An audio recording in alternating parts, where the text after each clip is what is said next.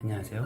시작하도록 하겠습니다. 그림 5-9 기본적으로 상완골두는 직각으로 되어 있는 게 아니라 살짝 이렇게 꼬여져서 붙어 있다 라고 생각하시면 되고, 살짝 이렇게 꼬여 있어도 골두가 너무 많이 튀어나오지 않아서 그냥 붙어 있다 정도로 생각하시면 됩니다. 그 다음에 그림 5-10을 보면 여기 대결절의 밑쪽에 극상근 붙고 중간 부분에 극하근 붙고 끝부분에 소원근이 붙는데, 그 다음 그 밑을 보면 삼두근이 붙어요. 이제 내측두가 있고 외측두가 있는데, 이 삼두근, 내측두, 외측두 사이에 요골신경이 지나갑니다. 요골신경구가 지나가는데 이렇게 나선형으로 이렇게 들어가는데, 이게 뭘 뜻하냐면은 삼두근 기능이 떨어져서 딱딱하게 쪼그라들면 요골신경을 압박하게 돼서 저림 증상이 일어날 수 있다, 이런 뜻인 거죠. 그래서 흉곽출구 중근이라고 사각근, 목에 있는 사각근, 쇄골하근, 소흉근, 그 다음에 여기 삼두근, 이렇게 살펴보시면 되고요. 그 다음에 그림 5-11을 보면 견갑골의 움직임을 얘기하고 있죠. 거상과 하강, 전인과 후인, 하방회전, 상방회전인데, 거상과 하강, 그 다음에 전인, 후인, 그 다음에 상방회전, 하방회전. 그러면 이제 움직임의 근육을 한번 살펴볼까요? 거상할 때 주요 근육은 상부승모근이랑 견갑골근이겠죠. 그러면 하강할 때의 주요 근육은 무엇일까요? 없습니다. 그러니까 팔은 무게가 있죠. 그래서 중력에 의해서 밑으로 내려가게 돼 있어요. 그래서 딱히 힘을 주지 않아도 거상이 있을 때 저절로 하강이 일어납니다. 그런데 예외의 경우가 있어요. 뭐냐면 강력하게 밑으로 내릴 때, 즉 팔을 지탱하고 상체를 띄울 때, 그때 이제 어깨는 고정되면서 몸이 위로 올라가거든요. 그때는 어떤 근육들이 작용하냐면, 뒤쪽에는 광배근, 하부승모근, 앞쪽으로는 소흉근, 대흉근, 하부섬유가 들어갑니다. 해부하게 붙어있는 기시 정지부가 있는데, 정지지부에 있는 뼈가 움직이는 거죠.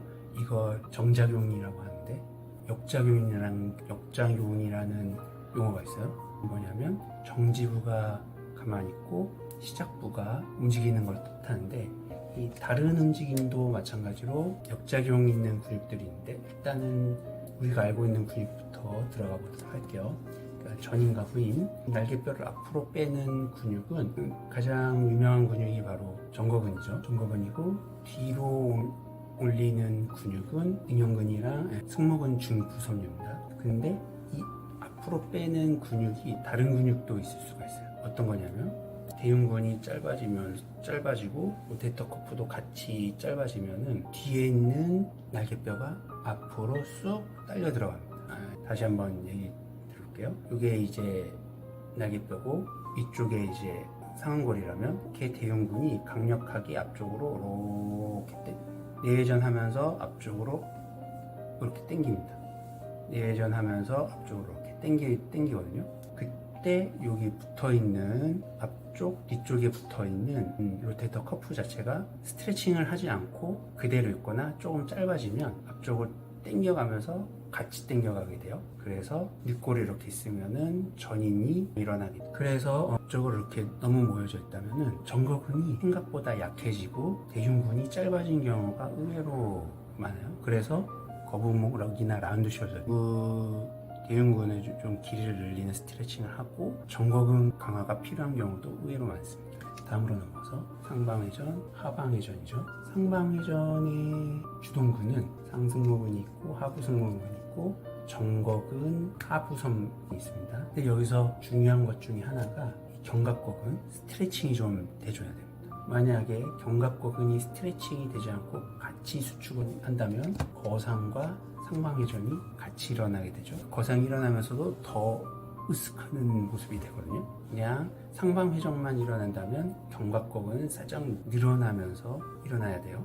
그래야 상방회전이 자연스럽게 일어나는데, 여기서 로테이터 커프가 역작용을 하는 경우가 있는데, 팔을 든 상태에서 상완골을 고정하고 로테이터 커프의 길이가 줄어들면 상방회전이 일어날 수 있습니다.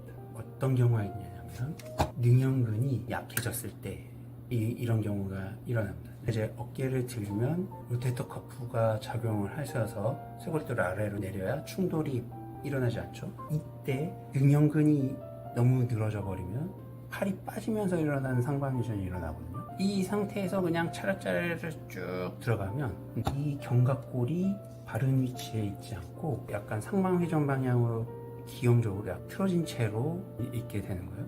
다시 한번 설명드리면 상완골이 이렇게 있고 이게 견갑골이죠. 여기에 이제 밑에 붙어 있는데 상부는 가만히 있고 밑에 힘이 작용하면 이렇게 상방회전이 일어납니다. 그런 상태에서 그냥 팔을 쭉 내려버리면 이렇게 되는데, 원래 포지션은 이 정도라면 그냥 로테이터 커프가 짧아진 채로 이렇게 있으니까 약간 기형적으로 바깥쪽으로 하각이 벌어진 상태로 이런 상태로 있는 거죠. 그러니까 능형근이 너무 약화가 됐을 때 이런 현상도 일어날 수 있다.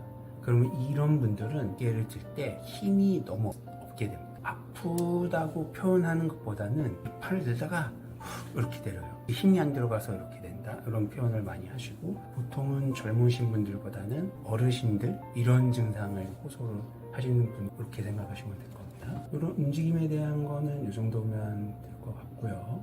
그 다음에 그림 5-11을 보면 인대가 있는데, 흉골이랑 쇄골이 붙어있는 이 인대가 일상적으로는 보통 손상된 환자를 보기는 그렇지 않아요. 그런데 어느 때 인대가 손상되는 걸 보냐면 교통사고입니다. 이렇게 차를 운전을 하고 그 다음에 안전벨트를 매죠. 만약에 교통사고 나면 앞으로 쿵 하면서 여기 보시면 안전벨트가 쇄골을 압박하게 됩니다. 강력한 압박이 되면서 부러지거나 혹은 안 부러지더라도 이 쇄골 인대가 상처를 받게 돼요.